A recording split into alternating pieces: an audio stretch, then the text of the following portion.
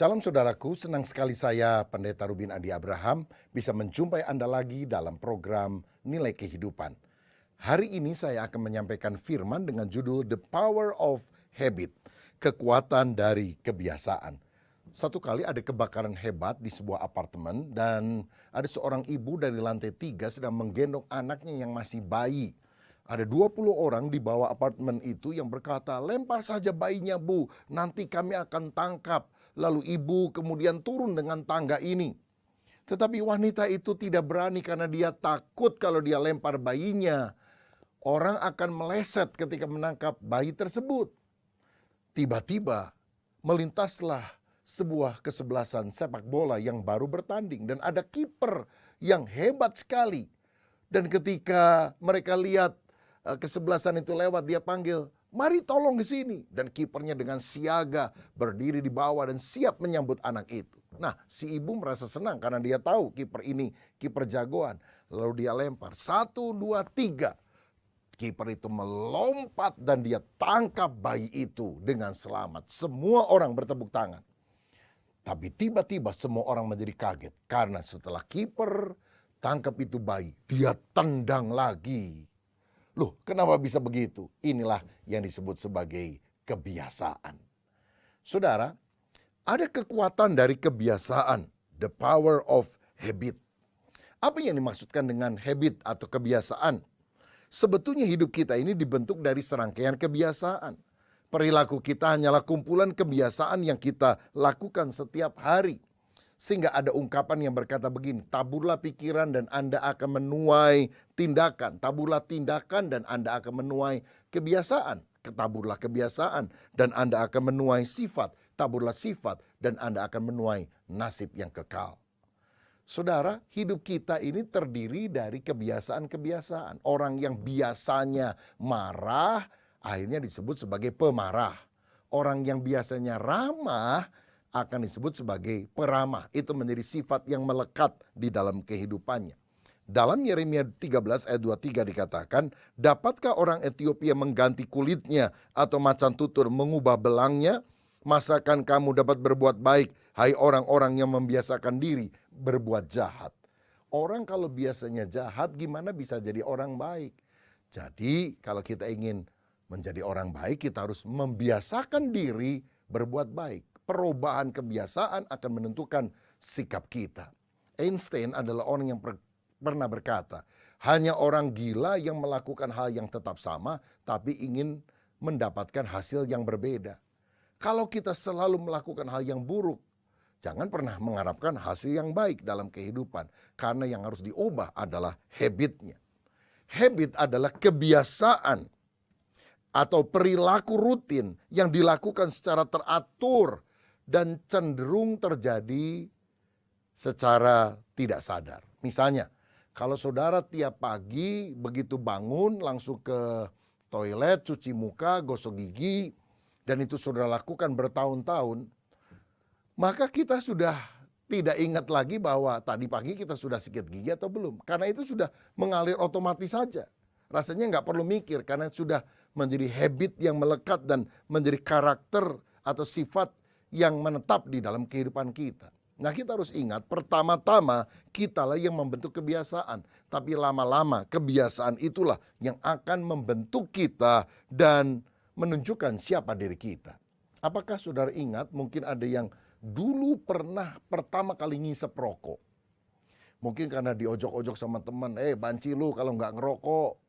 Maka kita kemudian karena gengsi mulai menghisap rokok. Pertama waktu ngisep rokok, apa enak itu rokok? Nggak enak kan?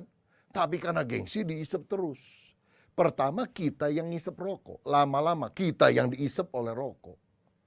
Sampai ada orang yang udah sangat ketagihan sama rokok. Kalau habis makan, dia harus merokok. Bahkan dia bilang begini sama istrinya, gua mendingan nggak makan daripada nggak ngerokok. Coba kalau istrinya mau ngetes, jangan kasih makan, kasih rokok aja terus. Apa kuat dia? Karena sebetulnya tidak mungkin orang hanya hidup dari rokok saja tentunya.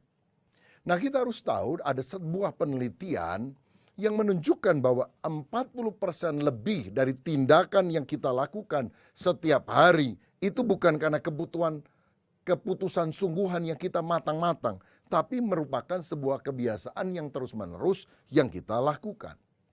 Nah, kebiasaan kita itu dibentuk oleh 3 hal ini. Yang pertama, kebiasaan kita ditentukan oleh warisan orang tua. Misalnya, kalau kita di Indonesia sudah diajar oleh orang tua, tiap hari itu mesti makan nasi. Jadi kalau sudah besar, walaupun hari itu sudah makan roti, makan burger, makan singkong, makan jajanan macam-macam, tapi kalau belum ketemu nasi, belum makan. Nah, beda sama orang Belanda yang ngajarin anaknya makan keju. Jadi walaupun sudah makan nasi dan segala macam, pokoknya belum ketemu keju, rasanya belum makan. Nah, ini kebiasaan, saudara. Kebiasaan itu tentu bisa dirubah. Setelah dewasa kita sadar, kalau saya nggak makan nasi pun bisa kok. Bisa diganti dengan buah-buahan, bisa diganti dengan kue, dan yang lain. Yang kedua, kebiasaan ditentukan oleh lingkungan. Karena itu Alkitab berkata, pergaulan yang buruk merusak kebiasaan yang baik. Kalau saudara misalnya dilahirkan dalam sebuah keluarga yang bersih, rapi, tapi kemudian kita harus pindah keluar kota, lalu kos bertahun-tahun tinggal di sana, yang lingkungannya jorok, buang sampah sembarangan, lama-lama kita bisa terbawa loh saudara. Gaul sama orang jorok lama-lama bisa ketularan jorok karena lingkungannya sedemikian. Tapi kalau saudara pergi ke Singapura, begitu buang sampah didenda $100 misalnya. Wah, maka kita berubah lagi. Perilaku yang jorok menjadi lebih sedikit lapi. Karena apa? Karena ada tekanan dari lingkungan. Kalau kita melakukan hal itu kita didenda. Jadi kebiasaan bisa ditentukan karena faktor warisan orang tua yang dibiasakan dalam hidup kita. Yang kedua karena lingkungan. Yang ketiga, kebiasaan itu timbul karena keyakinan atau pilihan kita. Misalnya, dari usia 9 tahun sampai hari ini, saya selalu mengembalikan persepuluhan. Karena saya diajar bahwa persepuluhan adalah milik Tuhan. Sebetulnya 100% hidup kita adalah milik Tuhan. Tapi mengembalikan persepuluhan adalah bukti bahwa kita itu mengakui Tuhan adalah pemilik kehidupan kita. Memang ada orang yang bilang, saya nggak kasih perpuluhan karena hidup saya 100% untuk Tuhan. Tapi menurut saya 10% aja kagak, apalagi 100%. Nah, karena ini sudah ditanamkan dari kecil, maka saya melakukan hal tersebut. Dan saya yakin Tuhan menggenapi janjinya membuka tingkap langit dan mencurahkan berkat. Bahkan sebelum saya melakukan apapun, Tuhan pertama-tama yang sudah memberkati. Nah, ini kan karena faktor keyakinan di dalam hati. Saudara, keyakinan itu akan menentukan kebiasaan kita. Ada orang yang perilakunya itu mengarah pada LGBT, lesbian, gay, biseksual, transgender. Kenapa? Karena lebih banyak faktor keyakinan. Ada orang yang berpikir bahwa dia dilahirkan sebagai gay, dilahirkan sebagai lesbian. Apakah benar itu? Kalau memang ada orang dilahirkan sebagai gay, berarti yang harus disalahkan bukan orang itu, tetapi Tuhan. Saya sih nggak mau, tapi Tuhan kan menciptakan saya seperti ini. Jadi yang salah adalah Tuhan. Tetapi kemungkinan kedua, ada orang berpikir bahwa gay itu adalah penyakit, sakit jiwa. Seandainya itu penyakit, maka harus diobati. Dan kalau pengobatannya gagal, orangnya tidak boleh disalahkan. Yang disalahkan siapa? Dokter, psikiater. Kalau saudara sakit batuk misalnya, lagi batuk begitu, apa saya bisa bilang? Bertobat. Loh, orang sakit itu diobati bukan disuruh bertobat. Kalau dia nggak sembuh, berarti obatnya kurang manjur, dokternya kurang baik. Jadi, yang disalahkan orang lain. Ataukah kita punya keyakinan ini? Kecenderungan apalagi perilaku LGBT adalah dosa. Dan kalau dosa, saya harus bertanggung jawab. Saya harus bertobat, saya harus berubah. Saya harus minta bimbingan daripada Tuhan agar saya bisa dibebaskan daripada dosa semacam ini. Nah, semuanya itu kan tergantung daripada keyakinan kita, pilihan kita. Apakah Tuhan yang salah, ataukah orang lain yang salah, ataukah saya yang salah, dan saya membutuhkan Tuhan untuk mengubah hidup saya menjadi baru. Jadi kebiasaan itu dibentuk melalui warisan orang tua, melalui lingkungan, atau keyakinan atau pilihan kita sendiri. Nah, dalam buku The Power of Habit, penulis yang bernama Charles Duhigg pernah berkata demikian, bahwa habit, kebiasaan itu dibentuk karena pertama ada cue, tanda atau isyarat yang kemudian terjadi secara rutin dan kemudian mendatangkan reward, pahala atau kenikmatan, kesukaan bagi orang yang melakukan itu secara rutin. Dia mengambil contoh seekor monyet. Tapi sebelum Duhigg melakukan percobaan dengan monyet, jauh sebelumnya ada seorang Rusia yang bernama Pavlov yang melakukan percobaan dengan menggunakan anjingnya. Jadi anjingnya itu dimasukkan dalam kurungan. Kemudian tidak dikasih makan sampai lapar. Dia kemudian membunyikan bel. Tet. Ketika bel bunyi, maka kemudian makanan dikeluarkan. Ya, disodorkan kepada si anjing. Si anjing lihat makanan, mengeluarkan air liur, lalu makan dengan lahap. Berapa jam kemudian juga sama. Tet. Anjing mendengar suara bel, lalu kemudian dia melihat makanan muncul, air liur keluar, dan dia makan. Dan karena percobaan ini dilakukan berhari-hari, lama-lama sudah rutin.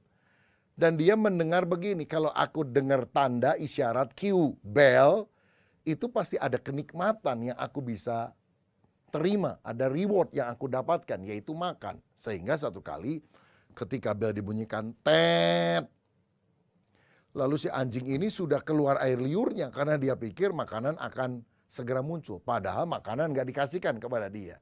Nah, ini adalah proses daripada pembentukan kebiasaan. Ada orang habis makan selalu merokok. Dan dia merasa kenikmatan untuk merokok itu setelah makan. Jadi ada cue, ada pertanda, ada isyarat.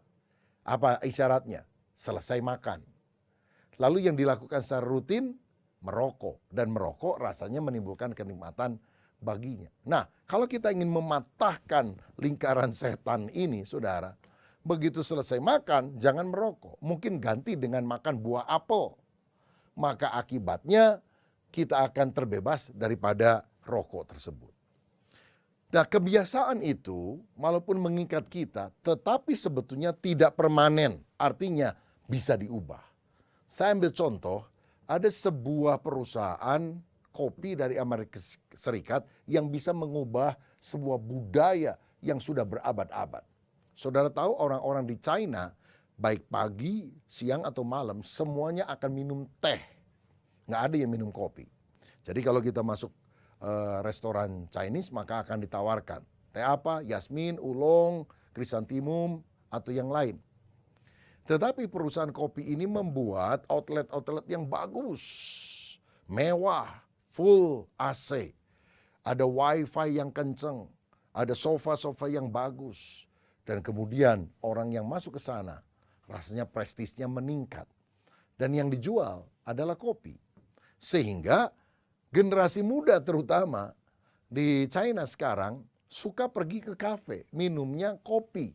Yang pilihannya adalah black coffee atau cappuccino atau coffee latte dan sebagainya. Generasi yang lebih tua semuanya makan atau minum teh, tapi yang lebih muda suka dengan kopi. Bayangkan, sebuah bangsa bisa dirubah melalui kebiasaan yang baru. Apalagi firman Tuhan pasti lebih hebat daripada kopi. Dia bisa mengubah hidup kita dari old habit menjadi good habit, new habit yang bagus. Dalam Matius 3 ayat yang ke-8 Alkitab berkata, jadi hasilkanlah buah yang sesuai dengan pertobatan. Orang yang bertobat mesti menunjukkan buah kehidupan yang baik setelah dia diselamatkan. Efesus 4 berkata, tanggalkanlah manusia lama dan kenakanlah manusia baru. Itu sebabnya Efesus 4 ayat 25 menunjukkan orang yang mengenakan manusia baru, lahir baru, itu harus membuang dusta dan berkata benar. Oh, habitnya suka ngomong bohong sama orang lain. Tapi new habitnya ngomong jujur, ngomong benar. Ayat 26, kalau marah jangan berbuat dosa, jangan sampai matahari terbenam. Artinya kebiasaan buruk adalah suka marah-marah. Tapi kebiasaan dari manusia baru adalah mengendalikan diri, bisa menguasai amarah tersebut. Efesus 4 ayat 28, siapa yang mencuri jangan mencuri lagi, tapi harus bekerja keras, berbuat baik, dan membagi kepada orang lain. Saudara, kebiasaan buruk atau old habit, kebiasaan lama, suka mencuri. New habit, kebiasaan baru, bekerja dan menjadi berkat bagi orang lain. Ayat 29, jangan ada perkataan kotor keluar dari mulutmu, tapi pakailah perkataan yang baik di mana perlu, supaya orang yang mendengarnya beroleh kasih karunia. Habit yang lama, suka ngomong kotor, jorok, kasar, maki-maki orang, pakai bahasa kebun binatang. Tapi kebiasaan yang baru, kata-kata yang manis, kata-kata yang baik, itu yang muncul. Ayat 30-32, segala kepahitan, kegeraman, fitnah hendaklah dibuang. Marilah kita ramah, saling mengasihi satu dengan yang lain. Inilah sifat-sifat buruk yang harus kita tinggalkan, kepahitan, dendam. Tapi sifat baik, ramah, kasih harus nyata di dalam kehidupan kita. Coba sekarang kita pikir, apakah saudara punya kebiasaan buruk yang selama ini melekat dalam hidup kita? Apa saja sih contohnya? Suka menunda-nunda, itu kan kebiasaan buruk.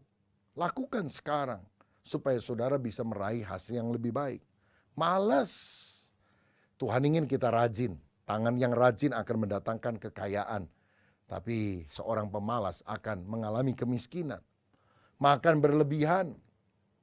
Makan itu enggak dosa, rakus itu dosa, saudara sekalian. Kita makan ini supaya kenyang atau supaya tidak lapar. Hidup untuk makan atau makan untuk hidup. Mari kita pikirkan. Ada kebiasaan lain yang jelek. Boros, jorok, egois, mementingkan diri. Kurang komunikasi di rumah. Kalau udah pulang itu nggak mau ngomong sama suami, sama istri, sama orang lain. Diem aja. Kecanduan rokok, kecanduan alkohol, kecanduan narkoba. Ini adalah kebiasaan buruk. Temperamental, gampang marah. Paulus pernah bilang, apa yang aku kehendaki sesuatu yang baik. Tapi sebelum aku melakukan yang baik, aku sudah melakukan hal yang tidak baik. Nah ini bad habit yang harus dibuang dalam kehidupan. Kita justru harus membangun good habit ini dalam hidup kita. Apa kebiasaan baik yang kita harus lakukan? Berdoa kepada Tuhan, baca Alkitab setiap hari, suka menyanyi memuji Tuhan, bukan cuma di gereja, dimanapun berada. Rajin kebaktian, gak suka bolos. Walaupun banyak kesibukan, ada tamu, kita tetap hari Minggu beribadah, hari lain tetap memuji Tuhan. Bangun lebih pagi, kemudian rajin olahraga. Kembangkan kebiasaan bersyukur, bukan maki-maki orang atau bersungut-sungut. Suka belajar menghargai orang lain, memberi, menolong. Ini good habit yang kita harus kembangkan dalam kehidupan. Nah, sekarang bagian yang terakhir saya mau bahas bagaimana supaya kita lepas dari kebiasaan buruk. Ada 4 langkah sederhana. Yang pertama, temukan apa kebiasaan buruk atau dosa yang harus Anda tinggalkan. Apakah itu omongan yang kotor, ataukah pikiran yang jorok, atau kebiasaan buruk apa? Utang gak mau bayar. Kalau saudara rasanya susah menemukan apa sifat buruk dalam hidupmu, gampangnya gini, tanya pasangan hidupmu atau tanya teman karibmu. Kira-kira kelemahan saya apa ya? 1 aja. Dia akan kasih bukan 1, 10 kejelekan kita yang kita harus sadari untuk kita ubah. Jadi yang pertama, kalau kita ingin lepas dari kebiasaan buruk, temukan apa kebiasaan buruk atau dosa yang kita lakukan. Yang kedua, cari penyebabnya. Apa yang menyebabkan kita suka demikian? Kenapa ya saya ini suka temperamental, marah-marah? Mungkin ketika lapar atau terburu-buru ada masalah datang. Nah itu yang menyebabkan saya gampang marah. Maka kita harus cari solusi supaya kita mengatasi sifat temperamental itu. Atau misalnya eksekutif muda yang suka kerja dengan komputer bahkan sampai malam mengerjakan tugas-tugas, menghitung angka-angka atau menulis huruf-huruf. Kadang-kadang udah capek, udah lelah tapi masih harus bekerja. Refreshing dulu Apa refreshingnya? Dia buka situs porno supaya ada penyegaran jasmani, kira-kira begitu. Lalu setelah 10-15 menit baik lagi mengerjakan tugas. Lama-lama kita terikat oleh hal itu. Nah sekarang kita harus cari tahu penyebabnya. Yang ketiga, tinggalkan pergaulan, tempat atau suasana yang merugikan. Kalau misalnya tadi kita mau refreshing sebentar, jangan melihat situs porno. Kita berdiri, kita keluar dari ruangan, cari udara segar, stretching, dan kemudian kita menyanyi misalnya. Lalu kita akan menang atas persoalan itu. Kalau saudara biasanya berjudi dengan teman-temanmu, tinggalkan pergaulan itu karena pergaulan yang buruk akan merusak kebiasaan yang baik. Sebab kalau saudara selalu berada dalam lokasi dan situasi itu, lama-lama engkau akan jatuh lagi. Jadi tinggalkan pergaulan, tempat atau suasana yang merugikan. Dan yang keempat, apa yang dilakukan ketika Anda digoda dan menang, itu yang harus selalu diingat. Saya kalau lagi ngalami godaan ini, saya suka jatuh dalam dosa. Tapi ada kalanya ketika itu saya bisa melawan dan menang. Nah ingat caranya bagaimana saudara bisa melawan dan menang. Caranya misalnya dengan menyanyi lagu rohani. Jadi ketika seorang eksekutif muda tergoda untuk melihat situs porno, dia bisa menang ketika dia nyanyi. Ku telah mati dan tinggalkan cara hidupku yang lama. Waktu nyanyi itu selera untuk melihat hal yang sedemikian. Jadi sirna saudara. Ya kan nggak ada orang yang begitu lihat yang ini, haleluya, haleluya. Oh, ku telah mati dan tinggalkan. Kan nggak ada yang begitu. Kemungkinannya kita hentikan lagunya dan lihat tontonan yang tidak baik. Atau sebaliknya, kita lepas dari kebiasaan yang buruk itu. Jadi 4 langkah ini praktis kita bisa lakukan untuk lepas dari kebiasaan buruk. Temukan apa kebiasaan buruk Anda. Kedua, cari penyebabnya. Yang ketiga, tinggalkan pergaulan, tempat atau suasana yang membuat Anda jatuh. Dan yang keempat, ingat hal apa yang membuat Anda menang ketika godaan itu datang. Dan lakukan terus secara konsisten supaya Anda selalu berkemenangan.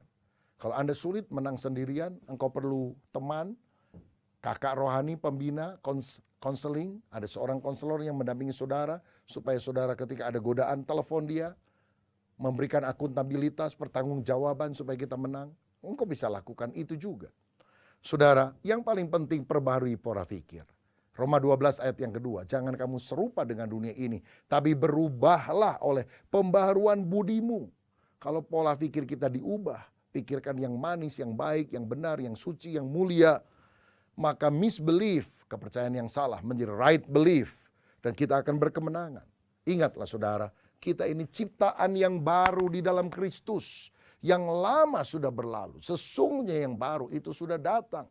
Jadi setiap kali all habit, bad habit, kebiasaan buruk datang, kita katakan, aku manusia baru, aku ciptaan baru, yang lama sudah berlalu, yang baru sudah datang. Nah ketika saudara mengembangkan new habit, kebiasaan-kebiasaan yang baru, kebiasaan akan menjadi sifat, sifat akan menentukan jati diri kita. Biarlah kita ditemukan oleh Tuhan adalah orang yang memiliki kebiasaan-kebiasaan yang baik, yang kita lakukan setiap hari, sehingga lama-lama kita menjadi pribadi yang baik, yang berkenan kepada Tuhan. Karena manusia lama sudah kita tinggalkan, manusia baru yang kita miliki. Tuhan Yesus memberkati. Amin.